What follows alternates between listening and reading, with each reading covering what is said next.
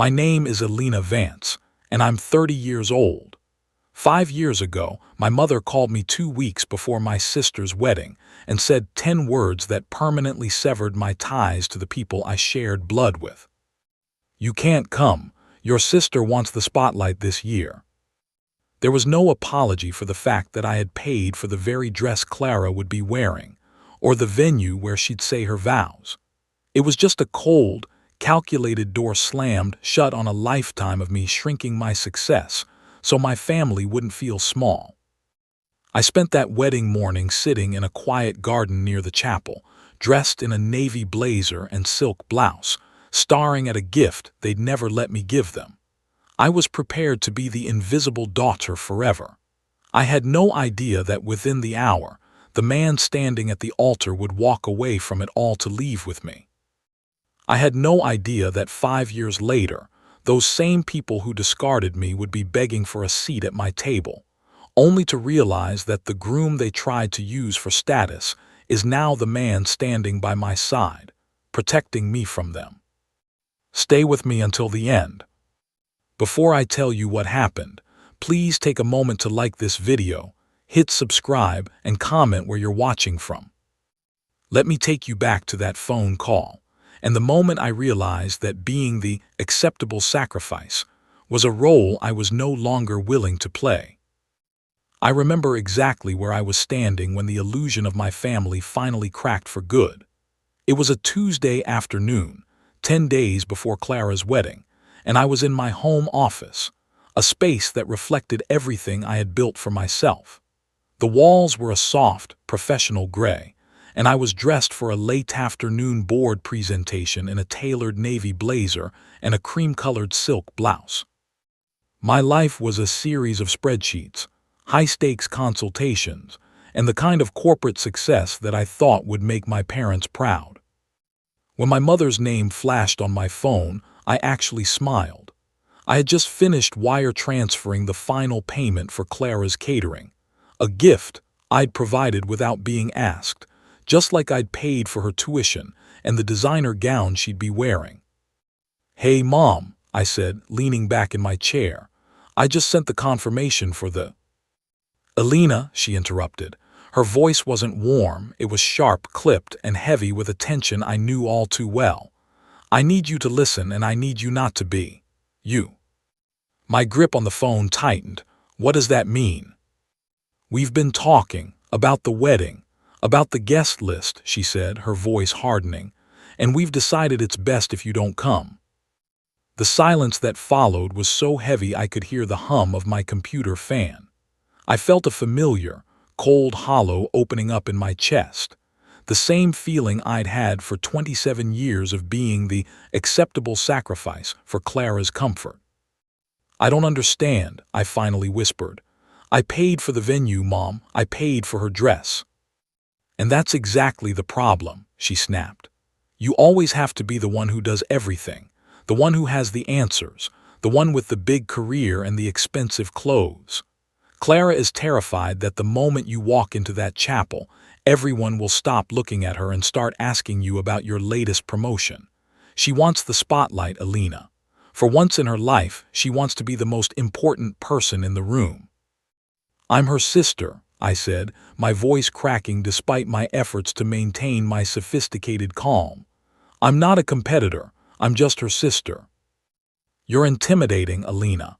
You make her feel small just by standing there," my mother continued, her tone leaving no room for negotiation. "She deserves a day where she doesn't feel like she's living in your shadow, so please, just stay in the city. Tell people you're busy with a client. We'll tell Julian you had a last-minute emergency." "You're going to lie to the groom?" I asked, a sense of eerie calm beginning to settle over me, the kind of calm that comes when you finally realize there is no amount of shrinking that will ever be enough to earn their love. "It's not a lie, it's protecting the peace," she said. "You understand, don't you? You're the strong one, you don't need this ceremony. Clara does."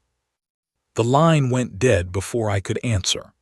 I stood there in my beautiful office, surrounded by the markers of a success my family viewed as a weapon, and realized that the door hadn't just been closed, It had been locked from the inside. I stared at the black screen of my phone, the silence of my office feeling like a physical weight against my chest. My mother's words, that I was intimidating and a threat to Clara's spotlight, echoed in the room, clashing violently with the reality of the last 10 years. They saw my success as a barrier to their happiness, yet that very success had been the invisible foundation their lives were built upon. I stood up and walked to my mahogany bookshelf, pulling out a thick, leather-bound folder.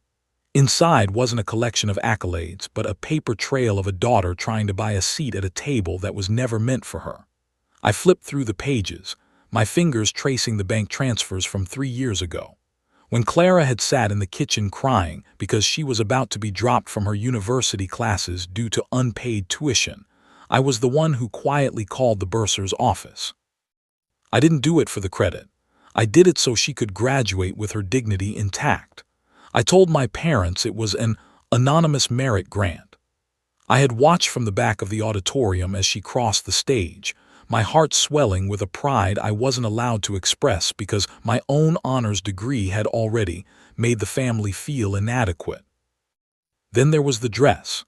6 months ago, I had accompanied Clara to a high-end bridal boutique, masquerading as a mere spectator while my mother gushed over lace and silk that were far beyond their budget. I saw the way Clara's face fell when she looked at the price tag of the gown she truly loved, a masterpiece of ivory satin that made her look like a queen.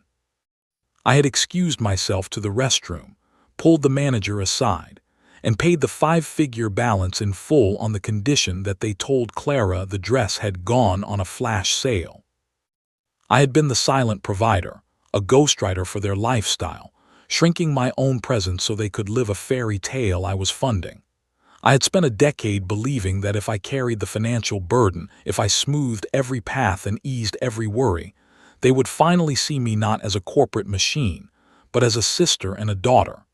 Instead, I had simply become a bank account with a face they found too intimidating to look at. I looked down at my navy blazer, the fabric sharp and impeccable. For years, I had worn this professional armor to battle in boardrooms, only to come home and try to soften myself into something harmless. But as I closed the folder, a cold, sophisticated calm took hold of me. I realized that my mother was right about one thing. I was the strong one. I was the one who had built a fortress while they were busy playing in the sand. I picked up the gift I had prepared for the wedding morning, a vintage watch Julian had once admired in passing. I hadn't bought it to show off. I had bought it because I wanted the man marrying my sister to have something of quality to pass down to his own children one day. Even now, with my mother's rejection ringing in my ears, I couldn't stop the habit of giving.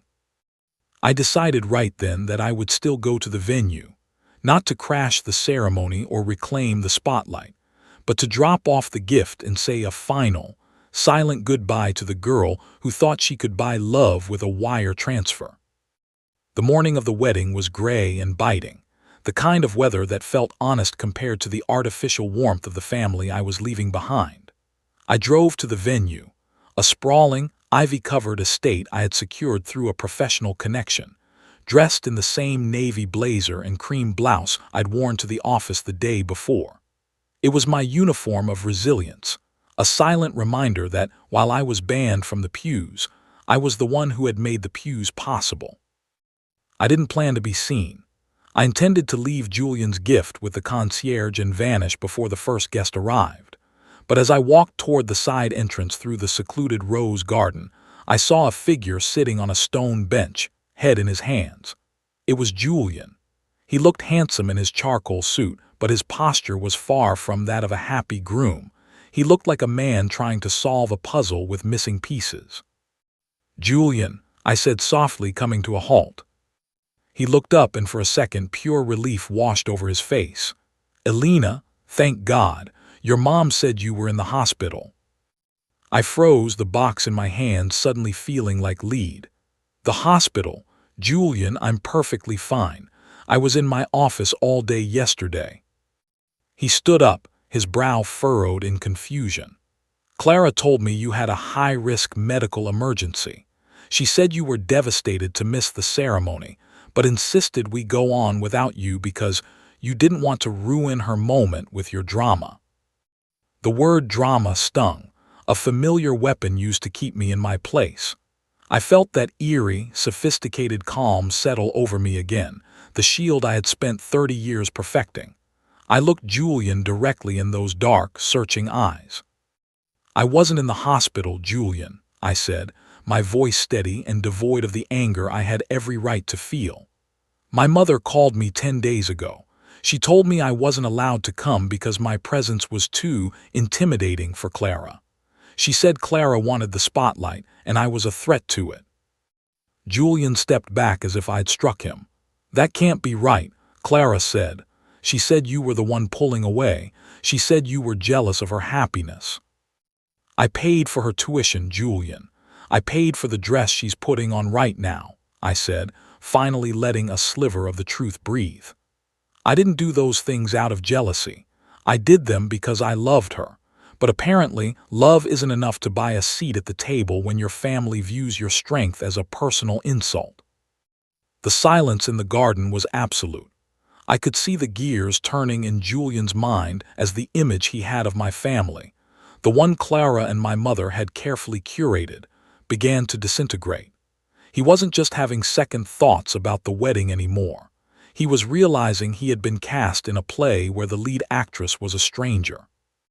Julian stood motionless in the damp garden, the color draining from his face as the silence between us stretched.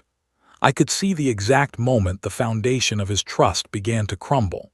He reached into his jacket pocket and pulled out his phone, his thumbs trembling as he scrolled through a series of messages from Clara and my mother. "Look at this," he whispered, turning the screen toward me. The messages were a masterpiece of manipulation. My mother had sent Julian a photo of a generic hospital waiting room 2 days ago, claiming she was there with me because I'd had a stress-induced collapse. Below it, Clara had messaged him, "Alina is so embarrassed that she's failing again. She begged us not to tell you the truth, but she's just not stable enough to be around people right now. It's for the best she stays away so we can focus on our joy." I looked at the timestamps. While they were painting me as a fragile, envious mess to my future brother-in-law, I had been sitting in my office finalizing the catering invoices and ensuring the florist was paid in full. "I have the call logs, Julian," I said, my voice maintaining that eerie, sophisticated calm that had become my only sanctuary. I pulled up my own phone and showed him the 10-minute call from my mother 10 days prior, the one where she told me I was too intimidating to attend. There was no collapse, no emergency, just a direct order from my mother to stay away so Clara could have her spotlight. Julian's eyes scanned my call history, then went back to the fabricated hospital texts. The emergencies weren't medical, they were tactical. He realized in that moment that the woman he was about to marry had built their wedding on a graveyard of lies designed to isolate the very person who had funded their beginning.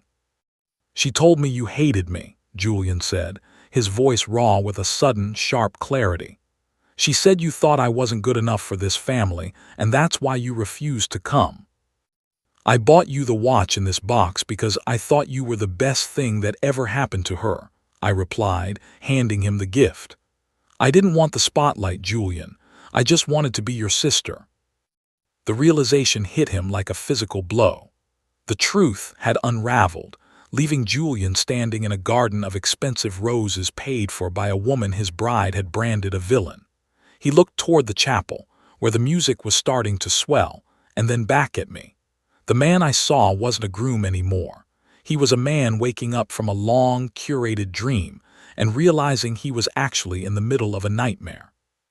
The heavy oak doors of the chapel groaned open, and the opening chords of the bridal march began to swell, filling the vaulted space with a hollow, celebratory grandeur. I had slipped into the very last row, standing in the shadows behind a stone pillar, still dressed in my navy blazer and silk blouse, the uniform of a woman who was supposed to be a ghost. From my vantage point, I could see the back of Julian's head at the altar and my mother in the front row, dabbing at her eyes with a lace handkerchief I had bought her 3 Christmases ago. Clara appeared at the entrance, a vision in the ivory satin gown I had secretly funded, her face set in a mask of triumphant joy. She began her slow walk down the aisle. Basking in the spotlight she had burned every bridge to secure, but as she drew closer to the altar, Julian didn't step forward to meet her. He didn't smile. He stood perfectly still, a man carved from ice, until Clara was only a few feet away. Then Julian did something that made the music falter and the room go breathless. He turned his back on the bride. His eyes scanned the congregation, moving past the confused faces of our relatives and the panicked expression of my mother, until they locked onto mine in the back of the room. In that moment, the eerie calm I usually held for myself seemed to pass to him. He didn't say a word to Clara. He didn't offer an explanation to the priest. He simply stepped off the dais and began walking toward me. The gasps rippled through the pews like a physical wave. I saw my mother half rise from her seat, her face contorting as she realized the intimidating daughter she had tried to erase was now the only person the groom was looking at. Clara froze in the center of the aisle, her bouquet trembling in her hands, the spotlight she craved suddenly feeling like a searchlight exposing a crime. Julian reached the back row and stopped in front of me. He reached out, his hand steady as he took mine. "You were right, Alina," he said, his voice carrying through the sudden, horrific silence of the chapel. "I don't want to be part of a family that treats love like a competition." Without looking back at the altar or the wreckage of the wedding I had paid for, Julian led me toward the doors. As we stepped out into the gray morning air, I felt a weight lift that I had been carrying for 30 years. The groom was leaving with the sister who wasn't supposed to be there, and for the first time in my life, I wasn't shrinking to fit into the shadows. I was walking into the light. The silence following the chapel doors closing was short-lived, replaced almost instantly by a cacophony of rage that followed Julian and me into the parking lot. I moved with a sophisticated calm, my heels clicking rhythmically against the pavement as Julian guided me to his car, his hand a firm, grounding presence against my navy blazer. Behind us, the spotlight my sister had craved turned into a scorching wildfire. My mother was the first to burst through the doors, her face a mask of distorted fury, screaming that I was a thief, a monster, and a saboteur of my own flesh and blood. Clara followed closely behind, the ivory satin gown I had paid for now trailing through the gravel as she shrieked about the humiliation I had supposedly orchestrated. The public meltdown was immediate and absolute. Within hours, the narrative they had spent years crafting, the one where I was the unstable and jealous sister, was being blasted across social media in a desperate attempt to regain control. My mother posted a tearful, shaky video from the venue I had secured, claiming I had brainwashed Julian and that I was a corporate shark who used money to buy people's souls. They weren't mourning a lost marriage. They were mourning the loss of the status Julian provided and the bank account I represented. Then came the legal threats. A week later, I received a formal letter from a cut-rate attorney my mother had somehow convinced to take the case. They were attempting to sue me for intentional infliction of emotional distress, and more absurdly, for financial damages resulting from the canceled wedding. They claimed that because I had paid for the tuition, the dress, and the venue, I had created an implied contract to ensure the event's success. It was a transparent, desperate grasp for the funds they knew were now cut off forever. I sat in my gray office, reviewing the meritless documents with the same eerie calm I applied to any failing corporate merger. I didn't feel the urge to shrink or apologize anymore. The guarded resilience I had built over 30 years had finally hardened into an unbreakable shield. I called my own legal team, the best in the city, and gave them one instruction: don't settle. Make them realize that every lie has a price they can no longer afford to pay. The family that had treated me as an acceptable sacrifice was finally learning that a sacrifice only works if the person stays on the altar. I had walked away, and as the legal battle loomed, I realized that their attempts to ruin my life were actually the final, frantic gasps of a dying influence. I wasn't ruined. I was finally, for the first time in my life, unoccupied. In the months following the collapse of the wedding, the chaos of my biological family's rage became a distant hum, easily drowned out by the steady, purposeful rhythm of the new life Julian and I were building. We had moved from being trauma-bonded allies, united by the shock of betrayal, into a partnership defined by a radical honesty that my mother and Clara could never comprehend. I no longer walked through my days with the guarded resilience of someone waiting to be hit.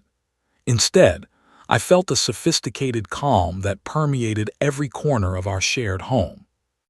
Julian, once a man trapped in a curated dream of a family that didn't exist, found his footing in the reality of my world.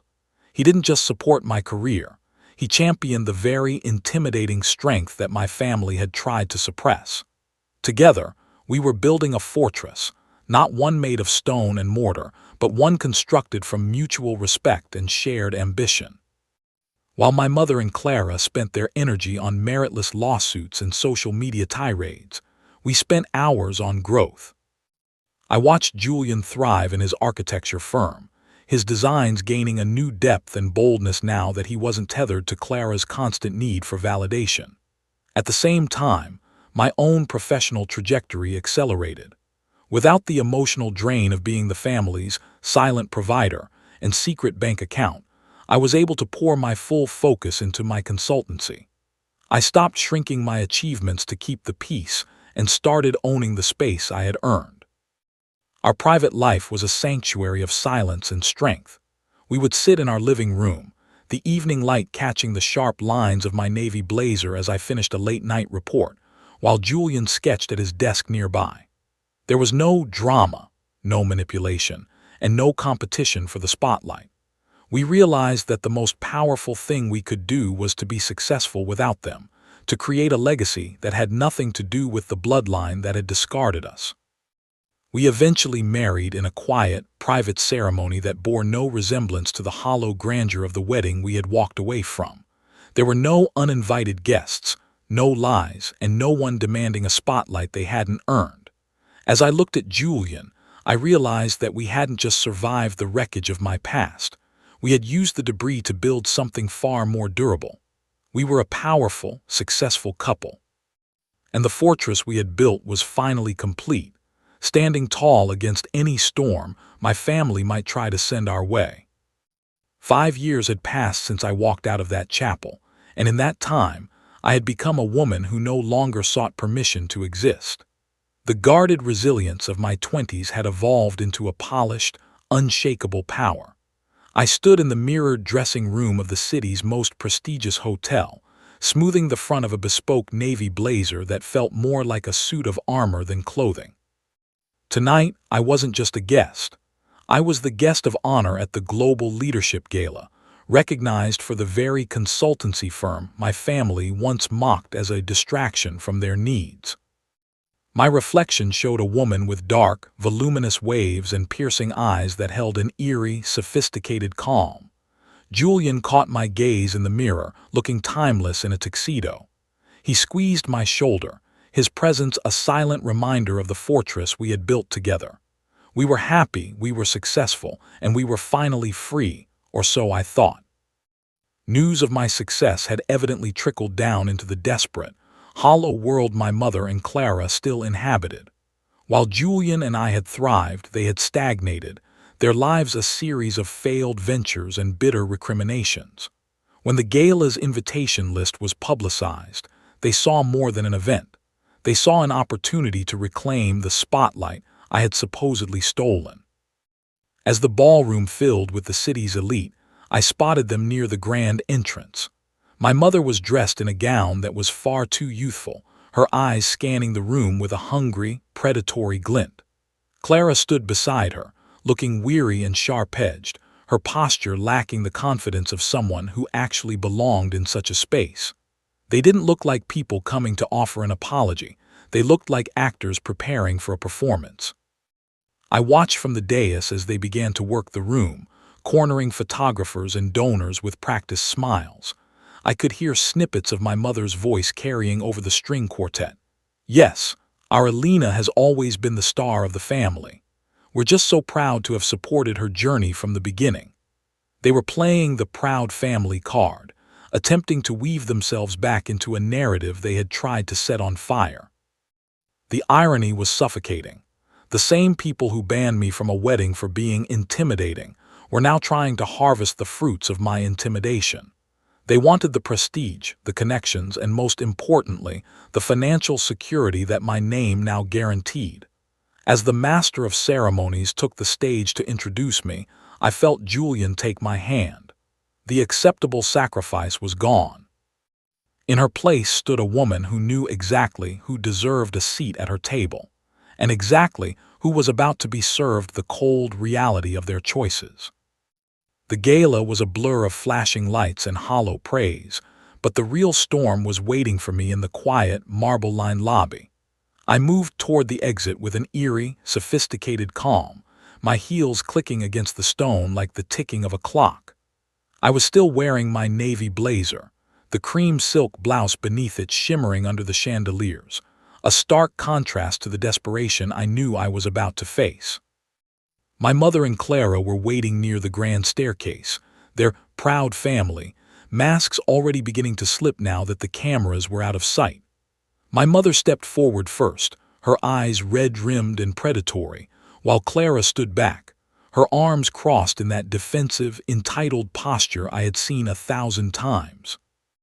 "Alina, finally," my mother hissed, her voice a sharp contrast to the honeyed tone she had used with the donors earlier. "We've been trying to get a word with you all night. You can't just walk past us after everything we've been through." "We haven't been through anything together in 5 years, Mother," I replied, my voice steady and cold. Clara took a step forward, her face contorting with a bitter urgency. "Don't act like you're above us just because of this fancy event. We're in trouble, Alina, real trouble. The house is in foreclosure and the legal fees from your retaliation ruined everything. You owe us. You have millions. What's a few 100,000 to you?" "I owe you nothing," I said, meeting her gaze with the piercing eyes of a woman who had finally stopped shrinking. "I spent 27 years paying for your silence and your spotlight. The debt was settled the day you told me I wasn't welcome at the table I was funding." "You ungrateful bitch," my mother screamed, her hand rising as if she still had the power to strike me. "We made you. Without your family, you're nothing but a cold, lonely machine." "She's not lonely," a deep, resonant voice cut through the air. Julian stepped out from behind a large marble pillar, moving into the light with a predatory grace. He didn't look like the confused man from the garden anymore. He looked like a protector who had spent 5 years watching me rebuild my soul. He placed a firm hand on my shoulder, his presence instantly silencing my mother's outburst. "And she's certainly not yours," Julian continued, his eyes fixed on Clara with a disgust so pure it made her flinch. "I've seen the way you treat the people you claim to love. You don't want a daughter or a sister. You want a bank account, and that account is closed." My mother gaped at him, her mouth opening and closing like a landed fish. She looked at the man she had tried to manipulate, then at the daughter she had tried to erase, and realized that her spotlight had finally gone dark. Julian didn't wait for a response. He leaned in, whispered something I couldn't hear to the security guard standing nearby, and then turned me toward the door. We walked out into the cool night air, leaving the wreckage of my past behind us in the lobby. I wasn't the acceptable sacrifice anymore. I was a woman who had been chosen first, and for the first time I didn't feel the need to look back. The cool night air was a mercy after the suffocating desperation of the hotel lobby. As Julian and I walked toward the car, the city lights reflected off the sleek navy fabric of my blazer, a sharp, polished contrast to the shadows we were leaving behind. I felt an eerie, sophisticated calm settle over me, deeper and more permanent than any I had known before. It wasn't the guarded silence of someone trying to hide. It was the quiet of a woman who had finally found her own voice. Inside the car, the silence was comfortable, filled with the weight of 5 years of shared battles and mutual respect. Julian reached over and took my hand, his grip steady and warm. "They'll never stop trying, you know," he said softly, his eyes reflecting the passing streetlights. "But they'll never get close enough to hurt you again." I looked out the window at the skyline, a landscape I had navigated with a guarded resilience for 3 decades. I thought about the girl who had spent 27 years shrinking herself, believing that her success was a crime against her sister's fragile ego. I thought about the acceptable sacrifice, who had paid for a wedding she was banned from attending. In that moment, the final piece of the puzzle clicked into place. I realized that my mother had been wrong about everything. I hadn't stolen Clara's spotlight on her wedding day, nor had I stolen it tonight at the gala. You cannot steal something that was never there to begin with. Clara's moment had always been a hollow construct, a fragile thing that required my absence to survive. I hadn't taken her light. I had simply stopped standing in her shadow. By refusing to be the silent provider and the secret bank account, I had forced her to face the reality of her own life, a reality she couldn't handle without a scapegoat. We pulled into our driveway, the house standing as a literal fortress of the life we had built on radical honesty. I stepped out of the car, standing tall and unmoving. I looked at the dark, voluminous waves of my hair in the side mirror and saw a woman who was finally chosen first. The spotlight I held now wasn't a weapon used to diminish others. It was a beacon I had built with my own hands. I was no longer a threat, an intimidation, or a drama to be managed. I was home, and for the first time in 32 years, the light didn't feel like something I had to apologize for.